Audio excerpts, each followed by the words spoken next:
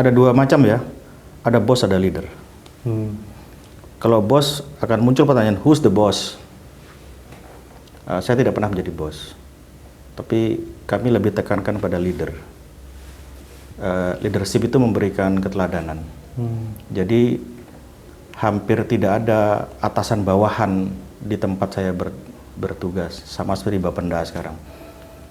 Atasan bawahan itu kalau saya istilahkan adanya saat apel saja, bawahan hormat, atasan membalas hormat. Tapi dalam bekerja yang ada teamwork. Dan kita memberikan keteladanan bukan perintah.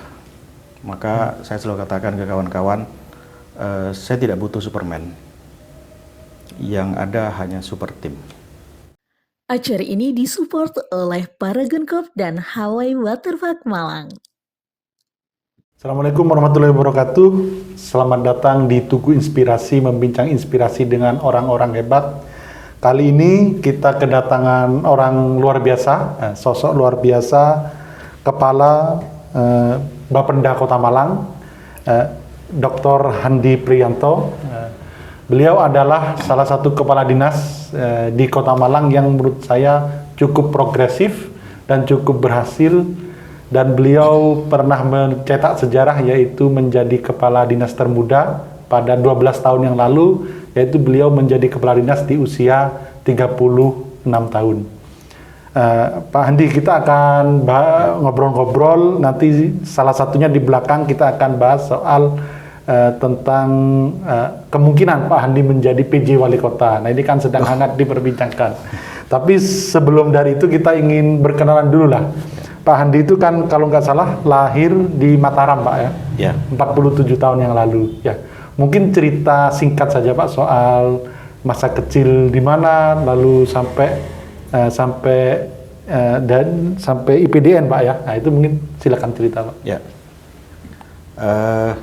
itu pertanyaan paling sulit saya jawab itu. Kalau ditanya asli mana itu. Oh, siap. Kalau lahir di Mataram, tapi apakah saya orang Sasak, orang Lombok? Bukan. Bapak ibu saya Jawa, bapak Jawa Tengah Brebes, ibu Tuban. Tetapi kami ini keluarga polisi dulu. Jadi kakek saya dulu Brimob, tugas terakhir di Lombok, pensiun di Lombok. Makanya ibu saya kelahiran Denpasar, besar di Lombok. Nah kebetulan bapak saya dulu alumni Akpol 1973, jadi seangkatan sama Pak SBY dulu. Penempatan pertama di Lombok, kenallah dengan ibu saya, makanya saya juga kelahiran Mataram. Ibu ibu rumah tangga biasa atau berprofesi juga Pak? Dulu ibu saya tamat SMA itu sempat bekerja di Pemkab Lombok Tengah, kebetulan di Dispenda dulu, staf Dispenda. Terus setelah menikah dengan bapak pindah ke Jakarta, masuk PT IKA dulu. Nah, akhirnya ibu berhenti jadi pegawai dulu. Siap. Berarti kalau Lebaran mudiknya nggak pernah mudik seperti orang pada umumnya Pak ya? Itu. Saya lahir di Mataram,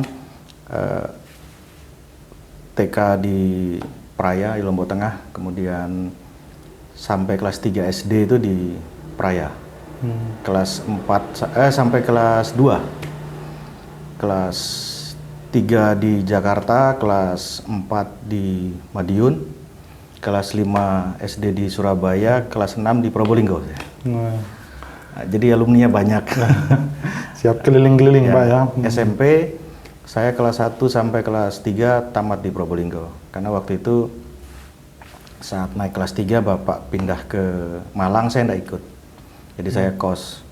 Saya kelas 3 SMP, adik saya nomor 2 kelas 6. Jadi kami kelas 3 SMP dan kelas 6 itu sudah harus kos di Probolinggo sampai zaman itu namanya Eptanas ya, selesai Eptanas.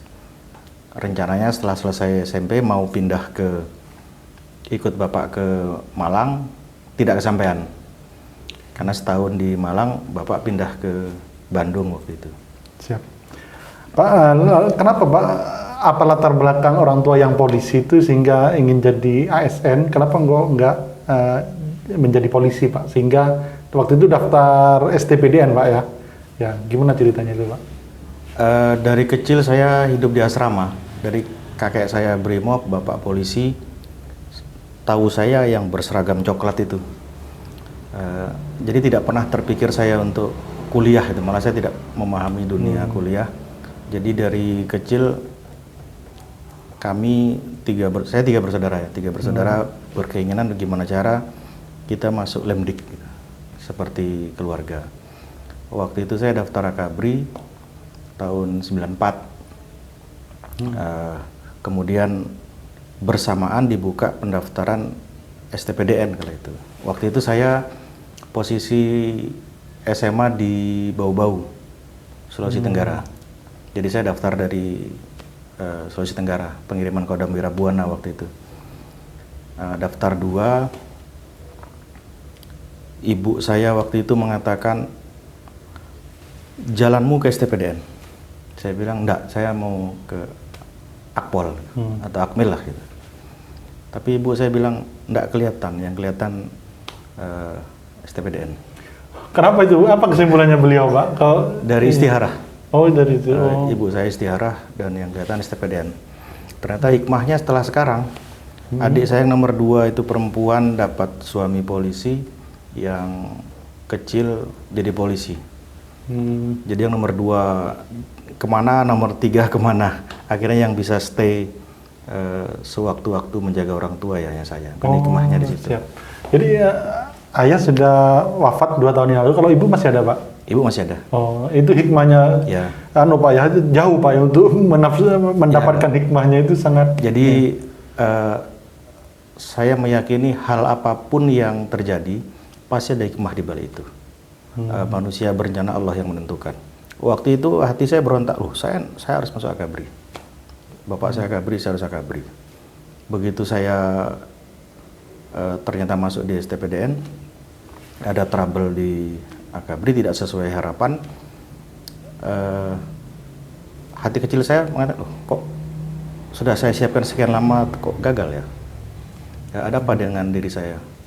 Ternyata setelah sekian tahun ke belakang, oh hikmahnya itulah.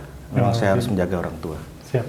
Jadi kadang kita nggak boleh cepat-cepat menyimpulkan Pak ya, Betul. karena nanti hikmah itu bisa jadi di belakang Pak ya. Hikmah pasti di belakang. Nah, ya. Kalau di depan apa Pak? Ada Kalau di depan harapan. harapan. Siap. Pak, lalu gimana ceritanya nyampe ke Malang? Ini menarik juga kan, ketika kecil kan nggak pernah tinggal di Malang, di kota Malang. Nah, gimana kesasar ke Malang itu gimana ceritanya Pak? SK saya pertama itu di Pemkab Dati 2 Kendari. Kalau aslinya Muna dulu. Pemkab Dati 2 Muna, lalu saya dibantu oleh salah satu pejabat di PDN, digeser ke Pemkab Kendari waktu itu. Jadi change. Tahun berapa itu Pak? Saat lulus. Jadi penempatan tahun 98 itu di Kendari. Nah, kemudian ada kesempatan waktu itu saya mengajukan pindah. Kebetulan Pak Sekjen Kemendagri saat itu Pak Faisal Tamin itu meng-ACC. Saya mengajukan mutasi, saya tulis di situ pengajuan di Sulsel Jawa Bali. Ternyata di ACC. Nah, di ACC saya disuruh pilih pokoknya salah satu tempat di Sulsel Jawa Bali.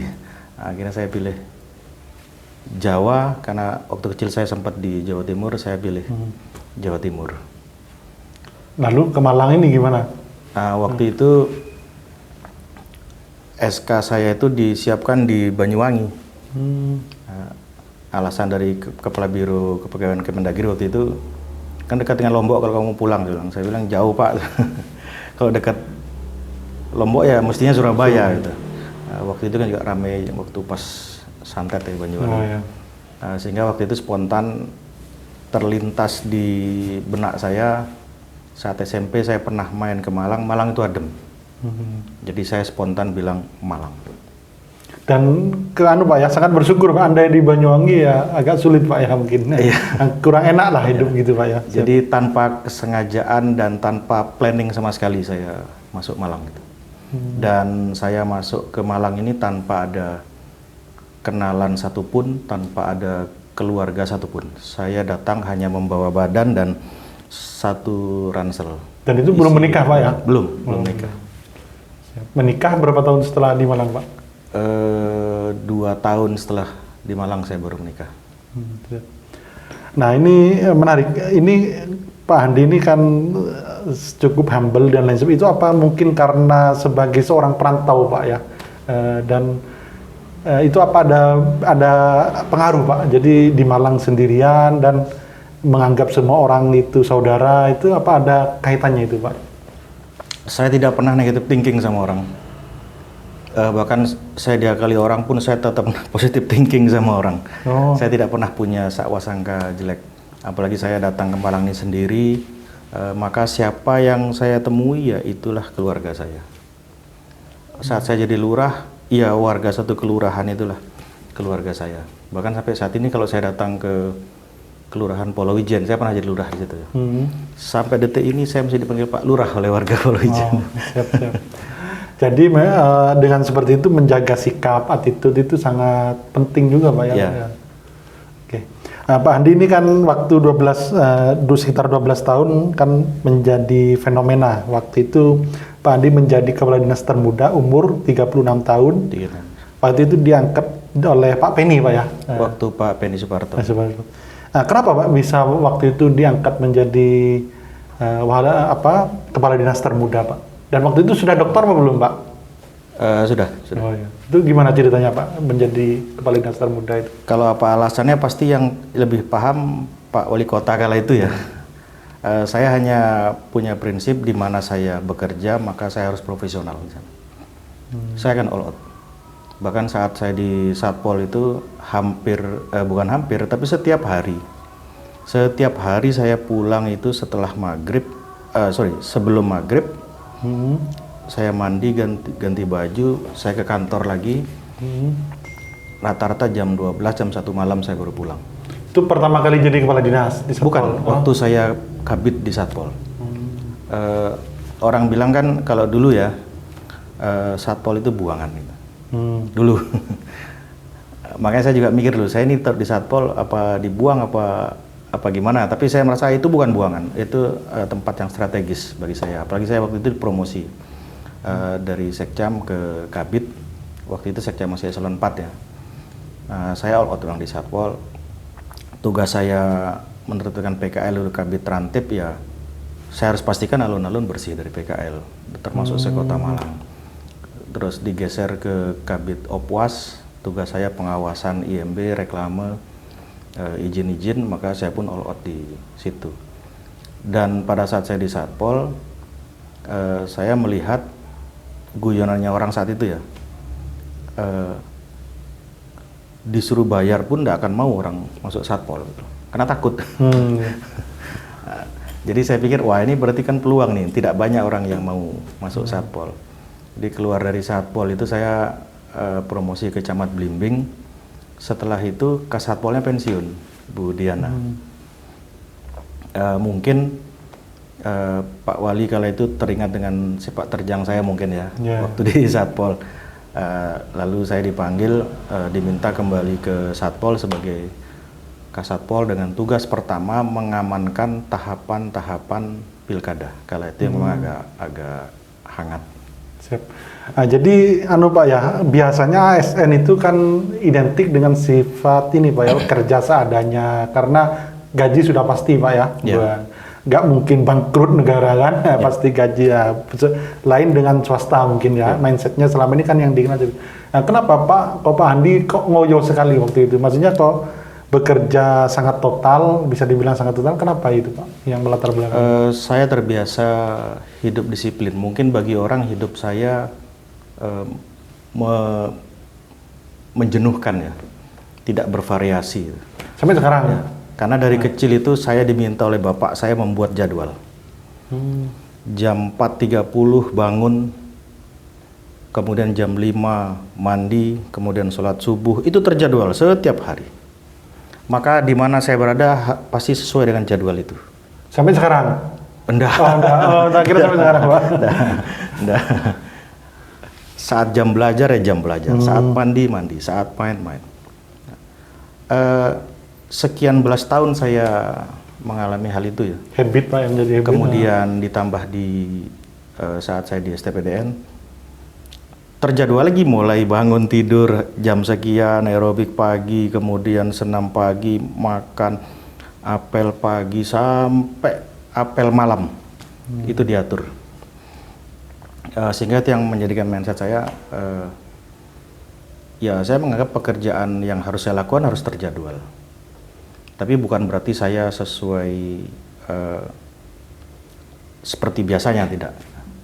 Tetap ada inovasi, ada out of the box di situ yang harus saya ciptakan. Tetapi tidak lepas dari pakem dan regulasi yang ada. Nah itu kan kalau di buku itu kan kalau habit itu kan sulit untuk diubah Pak ya. Misal sudah ketika 3 bulan melakukan itu terus-menerus kan menjadi habit itu. Nah kalau sekarang itu apa tetap Pak? Misal tetap teratur gitu atau sekarang sudah karena sudah menjadi pejabat sudah bebas longgar saja atau gimana Pak? Saya justru berat. Karena saya yang harus mendisiplinkan diri saya. Kalau didisiplinkan, kalau dulu orang tua kan tidak disiplin, diambilkan sapu pukul ya. Nah, kalau sekarang kan tidak ada tekanan itu. Jadi saya yang harus mendisiplinkan diri saya sendiri. Saat waktunya azan saya harus sholat, waktunya makan saya harus makan, waktunya bekerja saya harus bekerja. Dan kalau saya tidak berhasil dalam pekerjaan itu jadi beban tersendiri untuk saya. Bukan karena ingin dinilai orang atau dia enggak, tapi justru saya malu dengan diri saya. Maka dimanapun saya ditaruh, saya harus fokus, saya konsentrasi, all out di situ. Oke, siap. Pak, suka duka menjadi pejabat apa Pak yang paling menantang saat bertugas itu ketika menjadi apa Pak ya? Selama berapa tahun? Udah hampir 22 tahun Pak ya jadi. Semua tempat ada plus minusnya ya. Ada suka dukanya. Jadi sama saja di mana saja. Siap. Walaupun saya di Dishub itu 4 kali. Oh, menjadi kepala Dishub. 4 kali keluar masuk ya. Oh. 2 kali definitif, 2 kali PLT. Tapi tetap di semua tempat ada tantangan tersendiri, ada kesulitan tersendiri, dan kita harus berpikir bagaimana menciptakan tantangan itu menjadi peluang yang menciptakan terobosan. Siap. Nah ini menarik ya. Jadi ASN itu kan identik dengan ini Pak ya, kayak kita masyarakat umum dengan rutinitas Pak ya. Dan kalau terobosan terkait terobosan ini Pak Andi kan banyak terobosan di Dishub, di Bapenda. Nah itu kenapa Pak? Dan apa formula untuk mendapat terobosan terus itu apa Pak yang dilakukan Pak? Yang pertama kita niatkan bagaimana cara mempermudah tugas kita. Ambil contoh seperti waktu saya di Dishub ya. Kalau saya harus taruh orang di semua perempatan ya, wah itu butuh berapa ratus orang itu manpower. Sementara personilnya sedikit, tidak akan mampu. Kalaupun mampu 2-3 jam. Sementara masyarakat mengatakan, oh di situ macet dan sebagainya. Apa upaya Dishub? Maka saya pikir ini harus ada terobosan. Maka semua traffic light di Malang secara bertahap ya, kita upgrade menjadi ITS, Intelligent Transport System itu. Jadi otomatis, sehingga tidak lagi manpower yang main di situ. Tidak lagi kalau macet harus kirim orang ke sana, butuh waktu, butuh tenaga, butuh bensin, butuh makan. Dengan otomatis kita bisa kendalikan dari control room. Ada monitor, kawan-kawan bisa melihat, dari arah sana macet, ditekan manual on, maka yang macet bisa jalan terus. Itu kan mempermudah kita. Jadi inovasi itu baru atau di daerah lain apa sudah ada atau waktu itu baru atau gimana Pak? Di Malang baru waktu itu, saya yang pertama masukkan itu. Siap. Sehingga sekarang terintegrasi semua itu. Antar simpang. Jadi kalau misalkan di sini hijau, kita jalan ketemu perempatan berikutnya pasti akan hijau lagi tuh. Itu rekayasa lalu lintas yang berdampak mengurangi kemacetan. Oke. Pak, sekarang soal kepemimpinan Pak, ini kan hal yang salah satu yang terpenting Pak dalam memimpin gitu. Nah, ini apa Pak?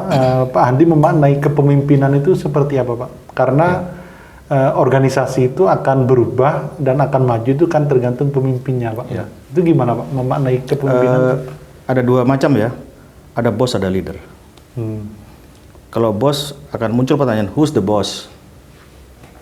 Saya tidak pernah menjadi bos, tapi kami lebih tekankan pada leader. Leadership itu memberikan keteladanan. Jadi hampir tidak ada atasan bawahan di tempat saya bertugas, sama seperti Bapenda sekarang. Atasan bawahan itu kalau saya istilahkan adanya saat apel saja, bawahan hormat, atasan membalas hormat. Tapi dalam bekerja yang ada teamwork. Teamwork atau sama tim, berat sama dipikul, ringan sama dijinjing. Dan kita memberikan keteladanan bukan perintah. Maka saya selalu katakan ke kawan-kawan, saya tidak butuh Superman. Yang ada hanya super tim. Maka kalau itu diterapkan, tidak ada hal yang berat. Nah, keteladanan itu wujudnya seperti apa Pak? Wujud kecil contohnya ada nggak Pak yang Pak Andi selalu lakukan di banyak tempat itu?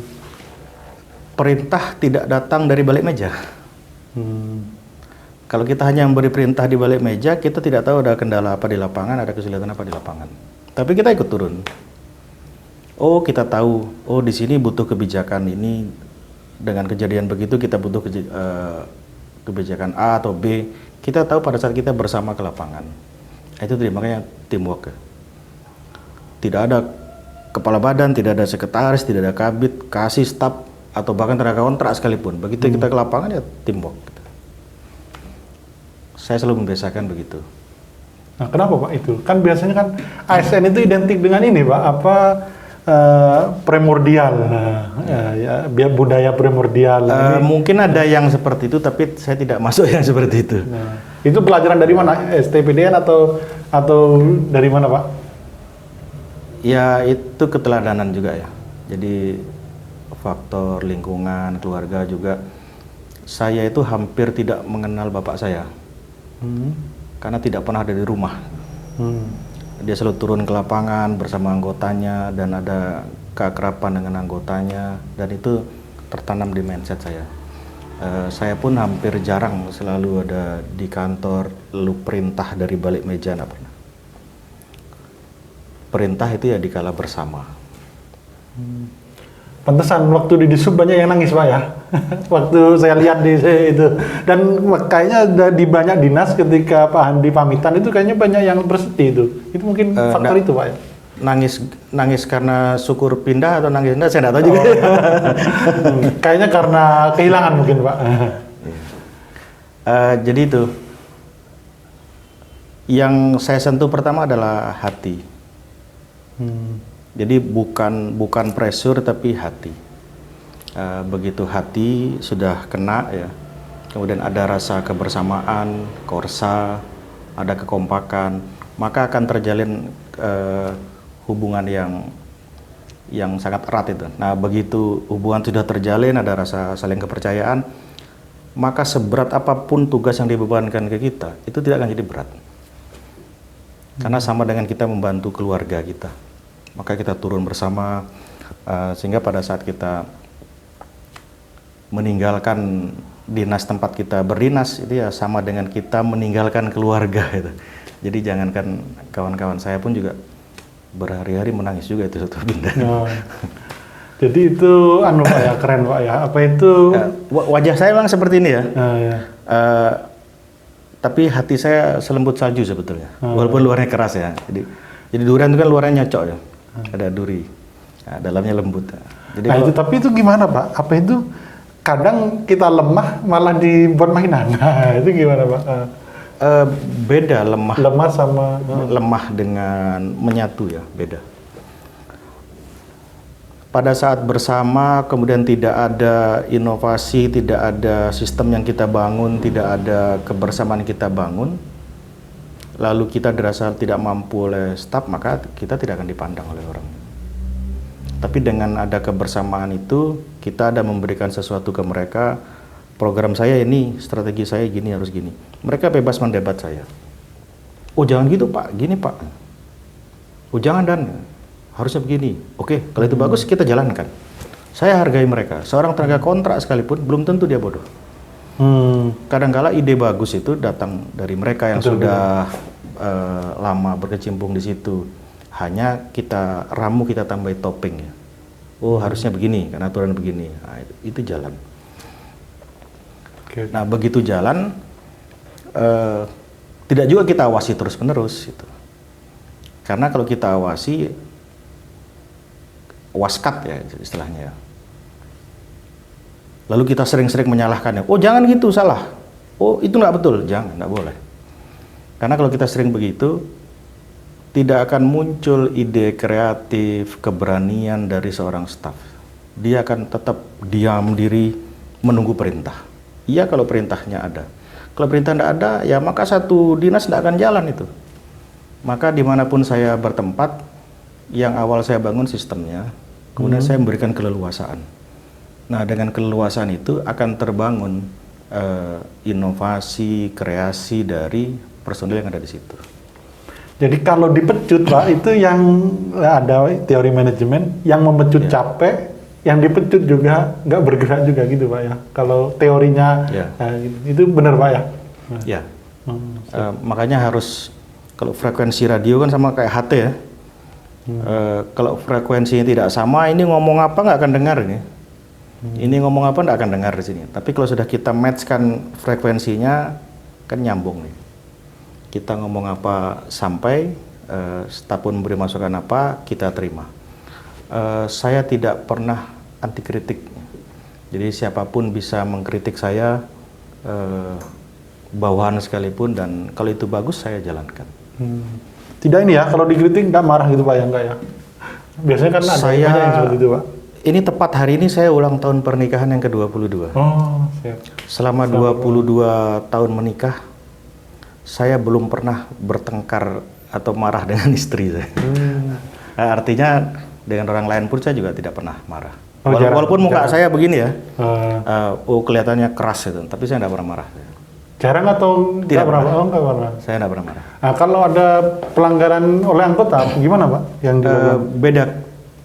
Tegas, keras dengan marah itu kan beda. Akan keluar ketegasan kita, akan keluar kerasnya kita, tapi bukan marah. Karena kalau marah itu fatal bagi saya. Kalau orang marah itu kan tidak kontrol. Keluarlah kata-kata dari mulut yang tidak terkontrol. Begitu sudah keluar kata-kata, kan tidak bisa ditelan lagi gitu. Oke. Jadi marah itu nggak menyelesaikan apapun ya? Tidak menyelesaikan masalah. Ada yang setiap hari marah, apakah organisasi yang dipimpinnya bagus? Enggak juga kan. Ya. Yang ada malah under pressure. Malah enggak berani jalan mereka. Disuruh jalan, nanti dimarah sama Pak Kepala. Tunggu perintah. Akhirnya kan mereka ragu itu. Siap. Tapi kalau awal-awal gini, kita kan ini Pak, Tugu ini baru Pak. Dan dari modal kita dari karyawan, terus ini memang kadang karena awal ini Pak ya, belajar, nah itu kadang berubah-ubah style itu Pak. Nah itu gimana untuk mengkonsistenkan menjadi the leader, bukan menjadi bos, itu gimana kiatnya Pak? Kalau bos itu kan hanya bisa memberi perintah. Kalau leader itu engar sosung tulodo ing madya mangun karso tuturi handayani. Kapan kita ada di depan, kapan kita ada di tengah, kapan kita ada di belakang. Kalau bawaan kita agak lambat, maka kita akan memberi arahan di depan. Begitu dia sudah jalan, kita geser posisi di tengah. Kalau mereka sudah jalan, sudah pasti arahnya, maka kita akan geser ke belakang. Tuturi handayani. Teori kepemimpinan kan begitu. Siap, menarik ini. Dan ini menurut saya kepemimpinan itu ini Pak ya, bagi anak muda itu hal yang perlu dipelajari dan karena kuncinya di situ Pak ya. Kuncinya untuk menjadi sukses itu salah satunya kepemimpinan itu Pak ya. Kalau pintar mungkin lebih pintar anak-anak sekarang ya. Karena mereka punya dukun yang bisa ditanya sewaktu-waktu, ditanya apa saja dukunnya bisa jawab. Ini dukunnya. Mau tanya apa saja ketik di Google akan keluar. Nah, sehingga dari sisi kemampuan itu jauh lebih pintar, lebih unggul yang anak-anak sekarang. Nah, tapi yang kurang diasah oleh kalangan milenial sekarang adalah bagaimana menumbuh kembangkan jiwa leadership. Sehingga begitu mereka lulus dari bangku sekolah ya, bangku kuliah, selain punya pemahaman, pengalaman, ilmu yang banyak, yang segudang, maka itu kurang akan bisa berhasil kalau tanpa dibarengi dengan ada jiwa leadership. Oke, menarik. Pak, itu keteladanan dari leadership itu berarti Bapak banyak belajar dari senior atau dari orang ayah itu, Pak? Selain dari orang tua, saya banyak belajar dari pimpinan-pimpinan saya terdahulu.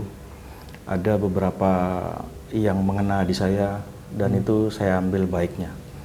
Salah satunya Budiana dulu. Waktu Budiana Kasatpol kan saya kabitnya.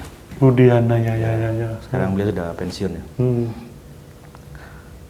Pak Bambang Suharadi itu juga. Kenapa Budiana apa, Pak? Menariknya, Pak? Dia tidak pernah memberi perintah. Tapi dia punya kebijakan, targetnya ini. Silakan jalankan.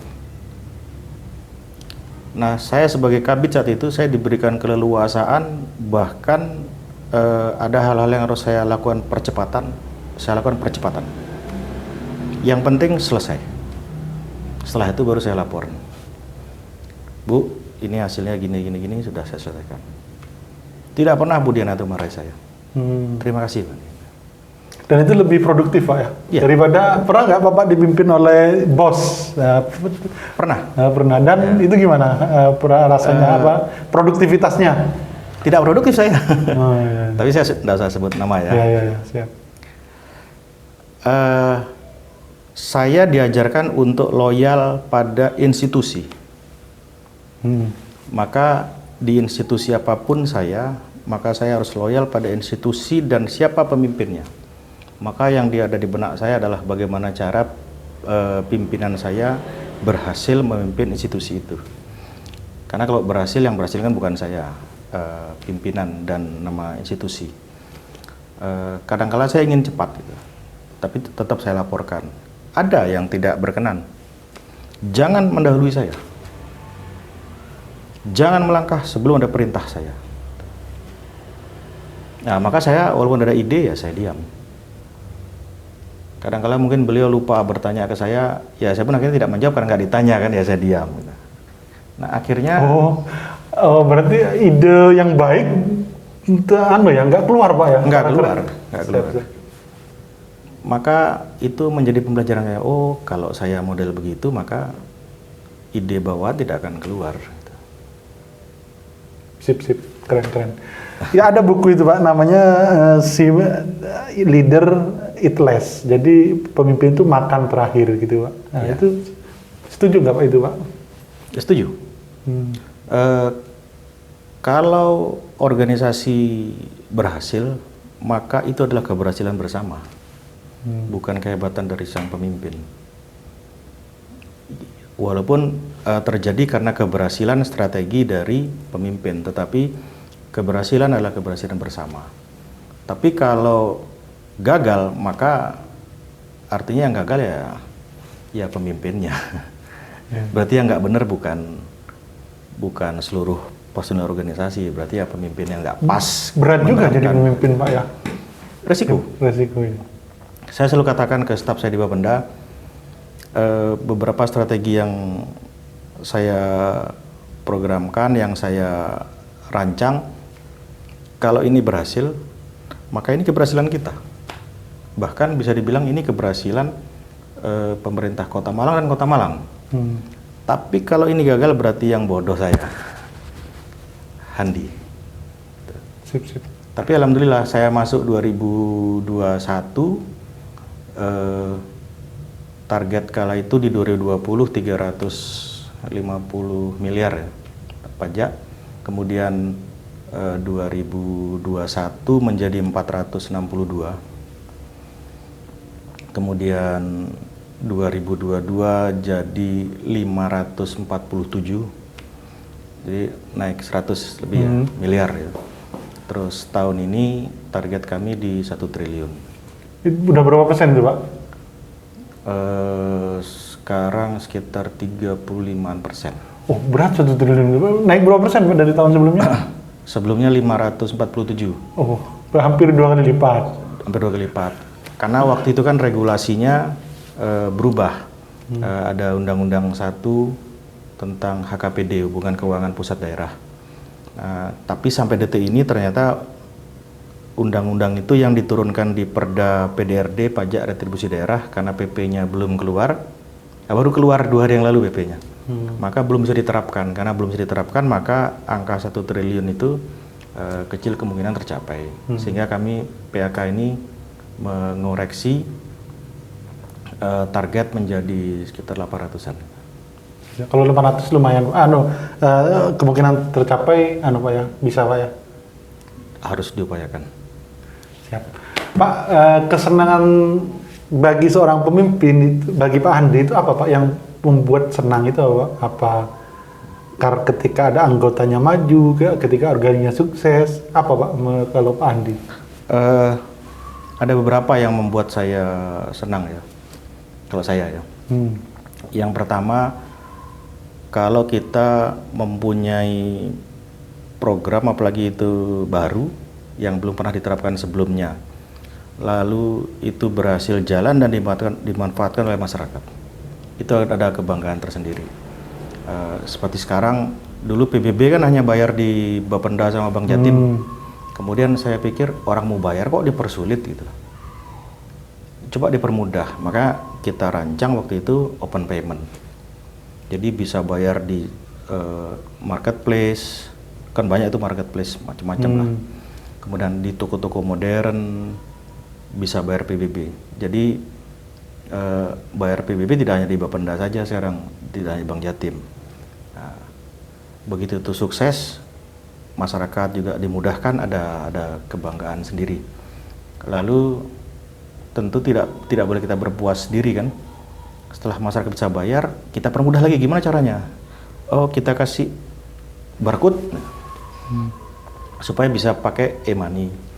Nah, ternyata aturan dari BI kan maksimal e-money ini isi 2 juta ya. Lalu saya berpikir, bagaimana kalau PBB orang itu 5 juta? Mau bayar nggak cukup kan? Maka kita kembangkan tahun ini pakai QRIS. Itu SPPT PBB yang pakai QRIS itu pertama di Jawa Timur itu, Kota Malang. Nah, sehingga sekarang pakai QRIS, orang bisa bayar tinggal scan QRIS-nya berapapun nilainya, mau 10 juta, 20 juta, PBB-nya bisa dengan mudah dibayar sekarang. Jadi itu contoh. Oke, siap Pak. Pak, itu saya lihat di status Bapak, mungkin di medsos lembaga yang Bapak pimpin itu kan, Bapak terlihat kompak dengan ASN yang dipimpin itu. Itu dampak dari tadi itu Pak ya? Dampak dari itu. Tidak hanya ASN, tenaga kontrak juga. Saya selalu punya moto bersama kita bisa. Itu bukan slogan pilkada ya, itu hanya penyemangat saja itu. Mulai dari manapun saya bawa itu, di Satpol, di Dishub, di di Bapenda, itu bersama kita bisa selalu saya bawa. Karena itu menjadi penyemangat kami. Karena apapun pekerjaannya, sesulit apapun, seberat apapun, bisa dengan mudah kita selesaikan kalau kita bersama. Kalau pekerjaan itu kita pilih, misalkan ada 3 bidang ya. Oh, ini bidang pajak daerah, ini bidang pengendalian, ini bidang renbang. Terus ada beban berat di bidang pajak daerah. Yang sini untuk angkat kaki. Nah, tentu ini kan akan menyulitkan. Tidak hanya menyulitkan bidang itu, tapi satu badan, satu organisasi Bapenda. Maka itu tidak boleh. Apa yang menjadi beban berat di sini kita selesaikan sama-sama. Saya selalu buat tim itu lintas bidang.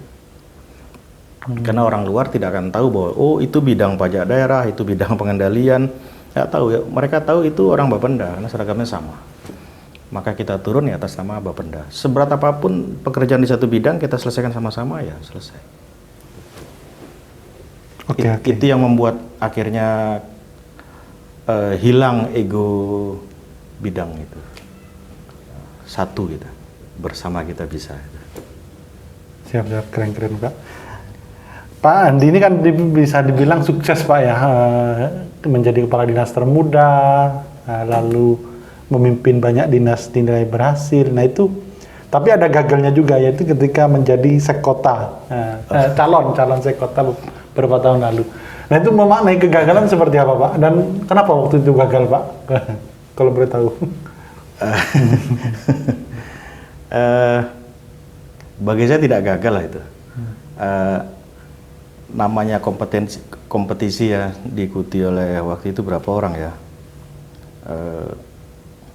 6 atau 7 orang ya. Lalu ada penyaringan jadi 3, lalu 3 jadi 1, ya tentu yang jadi 1 kan.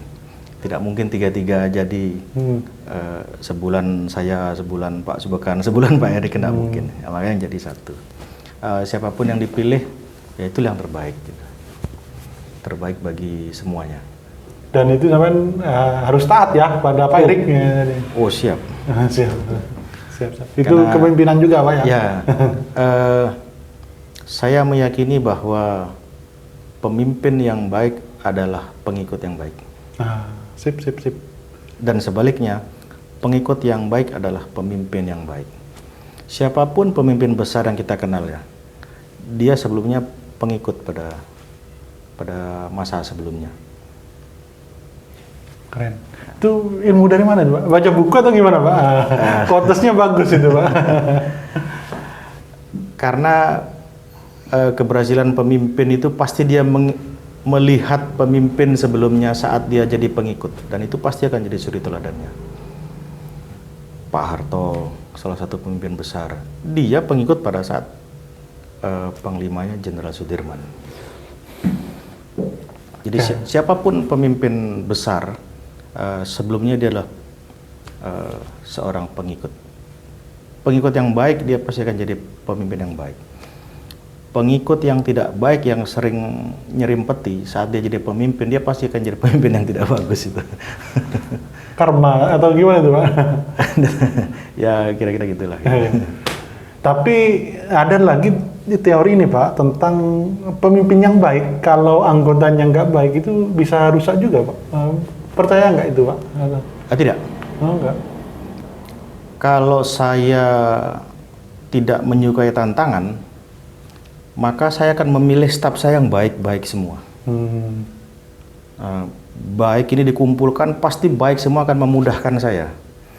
Tapi jangan salah, dalam hukum matematika, min kali min itu tidak min. Min kali min itu plus. Artinya orang yang minus ini kalau dikali banyak itu jadi plus itu. Saya meyakini setiap orang tidak sempurna, pasti punya kelemahan, tetapi di antara kelemahan itu pasti dia punya keunggulan. Nah tugas kita lah itu untuk menggali apa kelebihan dia, apa kelemahan dia.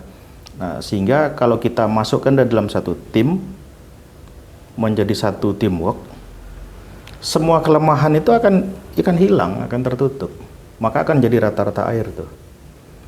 Yang tinggi merendahkan diri, yang rendah meninggikan diri, maka dia akan jadi rata-rata air. Siap. Jadi jangan selalu suuzon, wah itu bodoh itu, oh nggak bisa apa-apa, saya nggak mau, nggak. Yang tidak dimaui orang bawa sini. Jadi saya senang kalau anak buah saya ada yang malas, ada yang muakal, ada yang pinter, ada yang suka melucu. Itu dijadikan satu itu jadi bagus itu. Nah itu gimana sampai mau merubah orang itu Pak? Ya dari berbicara dari hati-hati ke hati atau gimana Pak? Kita pendekatan secara hati. Kemudian yang kedua, kasih dia kepercayaan. Kadangkala orang kalau dinilai jelek, kita takut memberi kepercayaan pada dia. Oh dia tidak bisa apa-apa itu, oh dia tidak bagus itu, oh dia tidak amanah, jangan dikasih. Enggak. Kalau saya justru mana yang diragukan oleh orang, dianggap dia suka main lah, dia suka nakal lah, justru dia yang saya beri kepercayaan. Jadi misalkan ya ketua regu, maka akan muncul rasa tanggung jawabnya itu. Walaupun dia tidak bertanggung jawab atas dirinya, tetapi begitu diberi tanggung jawab akan muncul rasa tanggung jawab atas orang lain yang dipercayakan ke dia. Itu boleh dites itu.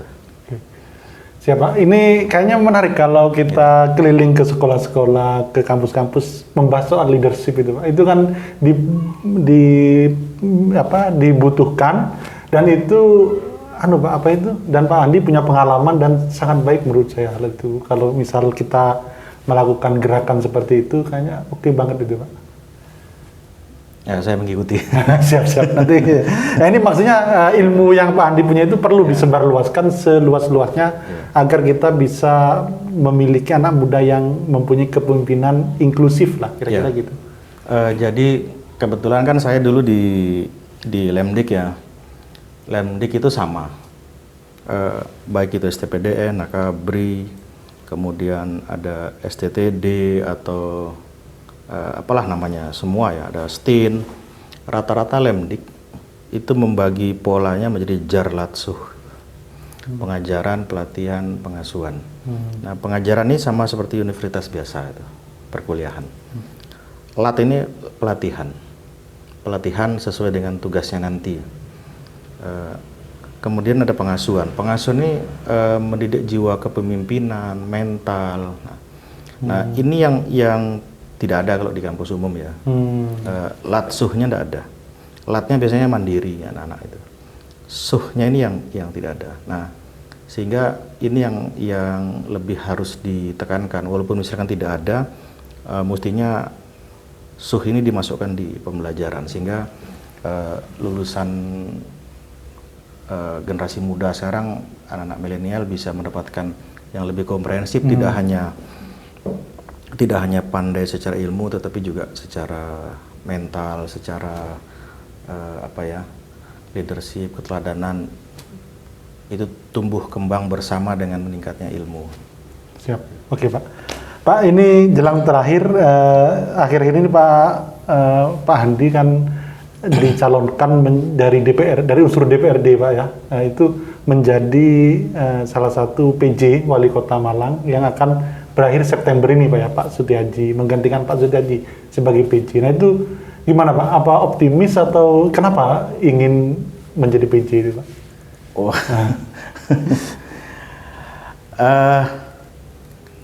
saya klarifikasi dulu ya. Oh ya, siap-siap. Ya. Tidak ada pendaftaran PJ itu. Tidak ada pendaftaran, maka saya juga tidak daftar. Ada dibuka pendaftaran pun belum tentu saya daftar.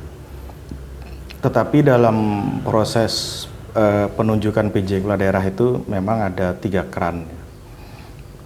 Ada usulan dari DPRD maksimal 3 orang, kemudian ada usulan dari Gubernur maksimal 3 orang, ada usulan dari Menteri Dalam Negeri maksimal 3 orang, jadi ada 9. Nah, kemarin dari DPRD itu sudah mengajukan 5 nama ya kemarin yang keluar. Saya agak surprise juga itu.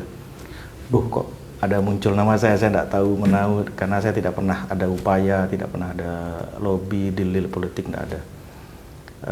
Tapi karena itu menurut saya kepercayaan, ya saya terima kasih ke kawan-kawan DPRD atas kepercayaan itu. Keluar nama dalam usulan saja sudah terima kasih saya. Tapi kalau berpikir jadi enggak. Karena itu prosesnya berat dan panjang. Lintas kementerian yang menentukan, di situ ada Kemendagri, ada Seskap, Setnek, Kemenpan, BKN, KASN, BIN, menyaring 9 nama menjadi 3. Itu untuk diajukan ke TPA Presiden dan Presiden yang menentukan. Siapa yang dipilih, saya pastikan itu adalah yang terbaik bagi Kota Malang, siapapun itu.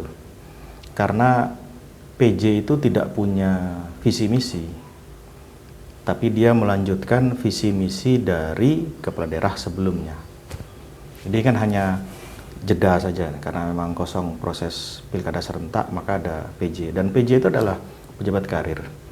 Apakah nanti dari Kota Malang, dari provinsi atau pusat, pasti PJ akan melakukan yang terbaik ya untuk Kota Malang, siapapun itu. Siap. Pak Andi, ini terakhir pesan bagi anak muda yang ingin memulai karir, ya mungkin sama ketika Pak Andi baru datang ke Malang, nah itu apa pesannya Pak? 3 hal saja atau 2 hal yang mungkin harus dimiliki anak muda gitu Pak. 1, jangan pernah bertanya apa yang negara berikan untukmu. Siap. Tapi pertanyakan apa yang bisa Anda berikan untuk negara. Itu menjadi hal yang menguatkan motivasi kita untuk bekerja, berbuat yang terbaik di lingkup apapun kita bekerja, baik itu di pemerintahan, di swasta, di dimanapun itu. Kita niatkan yang terbaik yang bisa kita berikan untuk bangsa, negara, dan masyarakat. Kemudian yang kedua, bekerjalah dengan ikhlas, tanpa pamrih. Dengan kita ikhlas, seberat apapun pekerjaan akan terasa ringan. Kalaupun ada hal di balik itu, oh ternyata ada rezeki di balik itu. Rezeki kan bisa banyak macam ya. Rezeki itu bisa berupa uang, bisa berupa bonus, bisa berupa kenaikan jabatan atau apapun lah ya. Nah, itu adalah hikmah dari keikhlasan itu. Tapi kalau kita bekerja mengharapkan imbalan, begitu imbalan tidak kita dapatkan sesuai dengan harapan, ya itu akan mengendorkan motivasi kita. Tapi jangan pernah kita bekerja diniatkan untuk hal itu, ikhlas saja. Jadi kalaupun dapat, ya alhamdulillah, tidak pun kita sudah tunaikan tugas kita secara baik dan benar. Oke, terima kasih Pak Andi. Kita banyak belajar kali ini. Saya kenal Pak Andi dulu, tapi ketika wawancara saja tidak dalam seperti ini. Ternyata ilmu beliau luar biasa, ilmu teori dan ilmu praktek luar biasa. Nanti ilmu kehidupan. Nanti kita akan sebarkan terus-menerus. Ini semoga kita bisa roadshow bareng, mungkin menyebarkan nilai-nilai kepemimpinan yang luar biasa ini. Itu saja mungkin dari saya. Saya banyak belajar kali ini. Semoga teman-teman juga banyak belajar. Assalamualaikum warahmatullahi wabarakatuh. Waalaikumsalam.